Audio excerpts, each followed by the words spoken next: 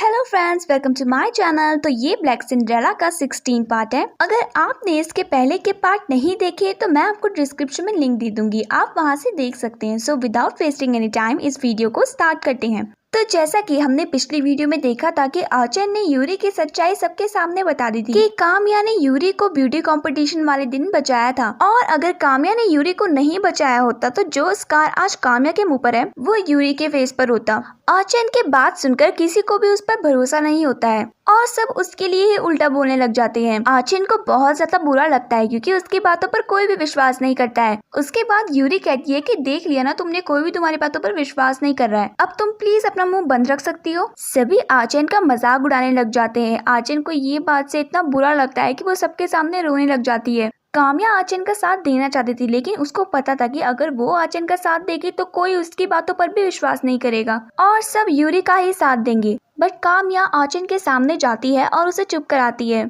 और उसे thank you बोलती है एटलीस्ट ये बातें सबके सामने बोलने के लिए, और उससे कहती है कि कोई तुम्हारी बातों पर भरोसा करे या ना करे, लेकिन मुझे सारी सच्चाई पता है, इसलिए मैं तुम पर पूरा भरोसा करती हूँ। यूरी को तो आचन को रोते हुए देखकर भी कुछ नहीं होता है और वो उसको मजाक उड़ाने लग जाती है और सबके सामने कहती है कि और कितना ज्यादा ड्रामा करोगी तुम, मैंने कहा ना कोई तुम्हारी इन बनावटी कहानी पर विश्वास नहीं कर रहा है। काम्या को यूरी की बातें सुनकर गुस्सा आता है और वो बोलती है कि आचन झूठ नहीं बोल रही है, इसीलिए तुम अपना मुंह बंद रखो। फिर यूरी कहती है कि वो तो सब देख ही रहे हैं कि कौन सच बोल रहा है और कौन झूठ बोल रहा है। उसके बाद वो तेज चिल्लाकर कहती है कि जिसको भी लग रहा है कि मैं सच बोल रही हूँ वो मेरा नाम लो। सभी यूरी का नाम लेने लग जाते हैं। कीको, सोरा और आचन बहुत ज्यादा उदास हो जाते हैं क्योंकि उन्हें पता था कि काम्या झूठ नहीं बोल रही है, वो सच बोल रही है, लेकिन फिर भी उसका साथ देने के लिए कोई नहीं है। जब सभी यूरी का नाम लेते हैं तो थोड़ी देर में यूरी सबको शांत रहने के लिए बोलती है और फिर काम्या को देखकर हंसने लग जाती है। जब यूरी की मॉम ये सब देखती है वो सोचती है कि अभी तो सभी यूरी का साथ दे रहे हैं, लेकिन जब उन्हें सच्चाई का पता चलेगा तो कोई भी यूरी को पसंद नहीं करेगा। तो उसकी मम्मी काम्या के सामने जाती है और उसको बोलती है कि मुझे तुम पर विश्वास है, मेरी बेटी ने जो तुम्हारे साथ किया उसके लिए मैं तुमसे माफी मांगना चाहती हूँ। यूरी को कुछ भी समझ में नहीं आता है कि उसकी मॉम ऐसा क्यों कर रही है, इसलिए वो उनके सामने जाती है और उनसे बोलती है कि मॉम आपको इन काम्या की बात पर विश्वास है, ये झूठ बोल रही है। तो यूरी की मॉम यूरी को चुप कराती है और फिर काम्या से बोलती है कि मुझे पता है कि तुम्हारे फेस पर स्कार मेरी बेटी की वजह से लगा है, इसलिए मेरी बेटी को माफ कर दो। इस स्कार की वजह से तुम्हें कितनी सारी परेशानियां झेलनी पड़ रही होगी ना। मैं चाहती हूँ कि तुम इस कंपटीशन में पार्टिसिपेट करो और सब बच्चों को इंस्पायर करो जो इन सब प्रॉब्लम से जूझ रहे हैं। आई होप कि तुम मेरी रिक्वेस्ट एक्सेप्ट करोगी और इस कंपटीशन में पार्टिसिपेट करोगी। यूरी को ये सब बातें सुनकर कुछ समझ में नहीं आता है कि उसकी मॉम ऐसा क्यों कह रही है। दूसरे दिन जब काम्या अकेले जा रही होती है तभी वो देखती है कि यूरी की फ्रेंड्स आचन के सामने खड़ी हो रखी है।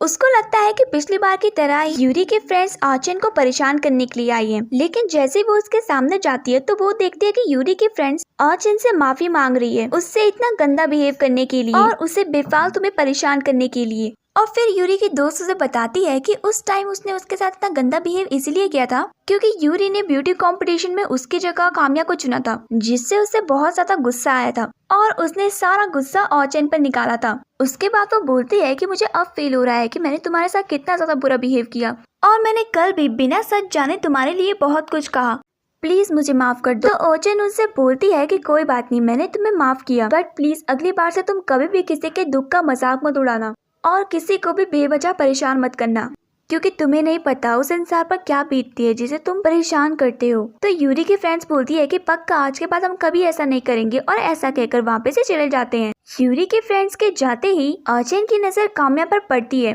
और वो काम्या को देखने लग जाती है। उसके बाद काम्या आचन के सामने आकर बैठ जाती है और उससे कहती है कि अब तुम टेंशन मत लो, कोई तुम्हें परेशान नहीं करेगा, मैं तुम्हारे साथ हूँ। आचन को ये सब सुनकर बहुत अच्छा लगता है क्योंकि आज तक पूरे स्कूल में उससे ऐसा कभी किसी ने नहीं कहा था। तो आचन काम्या को बताती है कि ना ही उसे कभी मेकअप में शौक था और ना ही कभी किसी के बारे में जानने में, मैं सिर्फ हमेशा अपनी पढ़ाई पर ध्यान देती थी, इसीलिए शायद मेरा कभी कोई दोस्त नहीं बना और सभी मुझे बुली करते थे। बट जिस दिन यूरी के फ्रेंड्स ने मुझे परेशान किया उस दिन तुमने मेरी हेल्प की, तुम्हारी जगह कोई और होता तो शायद वो ऐसा नहीं करता, इसीलिए उसी दिन से मैं तुम्हें अपना दोस्त बनाना चाहती थी। बट कंपटीशन के दिन जिस दिन मैं तुम्हें तुम्हारा हैंकी वापस करने आई उस दिन तुमने मुझसे बात ही नहीं की, इसीलिए मुझे लगा कि तुम मुझे अपना दोस्त नहीं बनाना चाहती हो और मुझे बहुत ज्यादा बुरा लगा। लेकिन जिस दिन मैंने देखा कि तुमने यूरी को बचाया लेकिन उसने पूरी क्लास से झूठ बोला तो मुझे तुम्हारे लिए बहुत ही बुरा लगा और मैं तुम्हें उसी दिन सब कुछ बताना चाहती थी। लेकिन मैं तुम्हें जब भी बताने आती तब तुम्हारे सामने कोई न कोई आ जाता, इसीलिए मैंने तुम्हें नहीं बताया। तो काम्या यूरी से कहती है कि जो हुआ उसे छोड़ देते हैं और मैं तुमसे माफी मांगना चाहती हूँ क्योंकि ब्यूटी कंपटीशन के दिन मैंने तुम्हें इग्नोर मारा था। तुम मुझे अपना दोस्त बनाना चाहती थी ना, क्या तुम मेरी दोस्त बनोगी? और ऐसा कहकर दोनों दोस्त बन जाते हैं और आचन बहुत ज्यादा खुश हो जाती है। दूसरी तरफ आचन से बात खत्म करने के बाद काम्या और कीको रास्ते में जा रहे होते तभी वहाँ पर यूरी की मम्मी आ जाती है और यूरी की मॉम काम्या से पूछती है कि तुमने क्या सोचा, तुम कंपटीशन में पार्टिसिपेट करोगी या नहीं।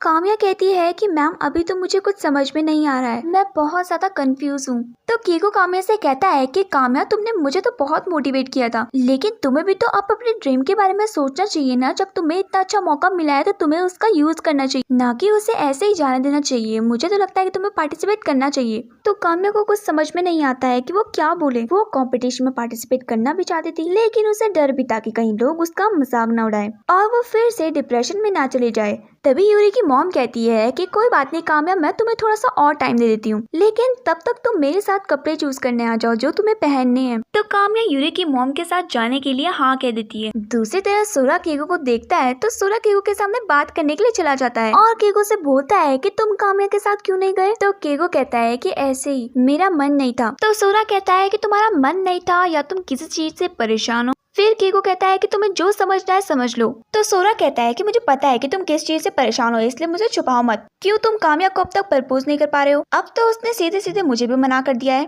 तो कीको कहता है कि क्या तुम सच बोल रहे हो? सोरा कहता है कि हाँ मैं बिल्कुल सच बोल रहा हूँ। कीको सोरा की बात सुनकर खुश हो जाता है। फिर उसके बाद कीको दोबारा बोलता है कि मुझे एक और बात की बहुत टेंशन है। तुमने क्रिसमस के दिन काम्या को कितने अच्छे तरीके से प्रपोज किया था।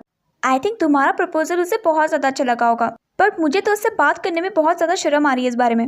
तो सोरा कहता है इसमें शर्माने की क्या बात है, तुम वैसे तो बहुत कूल बने रहते हो। अब जाओ अपनी कूलनेस काम्या के सामने दिखाओ और उसे प्रपोज कर डालो बिना किसी शर्म के, वरना मैं उसे दोबारा प्रपोज कर दूंगा। तो कीको कहता है कि तुम ऐसा मत करना, मैं अभी जा रहा हूँ। और ऐसा कहकर वो भागकर वापस से चला जाता है। सोरा उसे देखकर हंसने लग जाता है लेकिन उसे अपने मन में थोड़ा सा दुख भी होता है। दूसरी तरफ काम्या यूरी की मॉम के साथ होती है तो काम्या वहाँ देखती है कि जहाँ वो यूरी की मॉम के साथ जा रही है वहाँ पर बहुत सारी एसेसरीज है, शूज है और बहुत ही सारी अच्छी अच्छी चीजें जिनका सपना कभी काम्या ने देखा था। काम्या ये सब देखकर बहुत ज्यादा खुश हो जाती है और उसे कुछ समझ में नहीं आता है कि वो क्या बोले।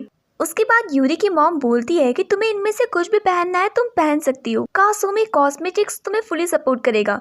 काम्या को विश्वास नहीं होता है कि वो उसमें से कुछ भी चीजें पहन सकती है और वो बहुत ज्यादा खुश हो जाती है क्योंकि काम्या को इन सब चीजों का बहुत शौक था। उसके बाद यूरी की मॉम काम्या के सामने जाती है और उसका स्कार देखने लग जाती है और उससे कहती है कि ओहो काम्या, इसकी वजह से तुम्हारा पूरा फेस खराब हो गया बट कोई बात नहीं, मेकअप से हम इसे भी छुपा देंगे, तुम्हें टेंशन लेने की बिल्कुल भी जरूरत नहीं है। देखना मेकअप करने के बाद तुम बहुत ज्यादा सुंदर लगोगी। जब काम्या यूरी की मॉम के पास सुनती है तो उसे यूरी की याद आ जाती है। यूरी ने भी काम्या से ऐसे ही कहा था। तो काम्या यूरी की मॉम से कहती है जिस दिन यूरी ने मुझे तैयार किया था उस दिन ने भी मुझसे ऐसे ही कहा था जैसे आप कह रही हो। तो यूरी की मॉम कहती है कि हाँ यूरी ने ऐसा कहा होगा लेकिन वो इन शब्दों के पीछे का मतलब नहीं समझ पाए, वो बहुत इसलिए। आई एम श्योर कि तुम इस कंपटीशन में पार्टिसिपेट करोगी और उन सभी बच्चों को कॉन्फिडेंस दोगी, अपने लिए नहीं तो कम से कम उन बच्चों के बारे में जरूर सोचना। आई थिंक तुम्हें इस कंपटीशन में पार्टिसिपेट जरूर करना चाहिए। प्लीज बेटा तुम इस कंपटीशन में पार्टिसिपेट कर लो, हम तुम्हें पूरी तरीके से सपोर्ट करेंगे।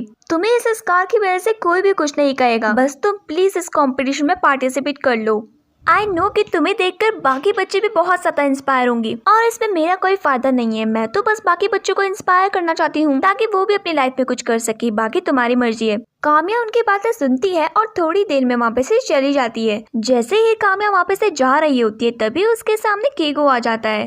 काम्या कीको को देखती है तो वो कीको से पूछती है कि तुम यहाँ पर क्या कर रहे हो। तो कीको काम्या से बोलता है कि मैं यहाँ पर तुम्हें कुछ बताने के लिए आया हूँ जो बहुत ही ज्यादा इम्पोर्टेंट है। काम्या कीको को देखकर समझ जाती है कि वो क्या बोलने आया है लेकिन वो ऐसा बिहेव करती है जैसे उसे कुछ पता ही ना हो और कीको से कहती है कि हाँ बोलो। तो कीको कहता है कि मुझे ऐसा लगता है कि तुम्हें कंपटीशन में पक्का पार्टिसिपेट करना चाहिए और तुम्हें इतनी अच्छी अपॉर्चुनिटी अपने हाथों से जाने नहीं देनी चाहिए। तो काम्या कहती है कि ओके थैंक यू मुझे बताने के लिए, तुम्हें कुछ और बोलना है या बस इतना ही बोलना है। तो कीको अपने मन में बोलता है कि मुझे बोलना तो कुछ और था पर अभी बस इतना ही बोल रहा हूँ और ऐसा कहकर वो काम्या को बाय कहता है और फिर वापस से चला जाता है। काम्या को कुछ समझ में नहीं आता है कि केको इतना अजीब बिहेव क्यों कर रहा था और फिर उसके बाद वो भी अपने घर चली जाती है।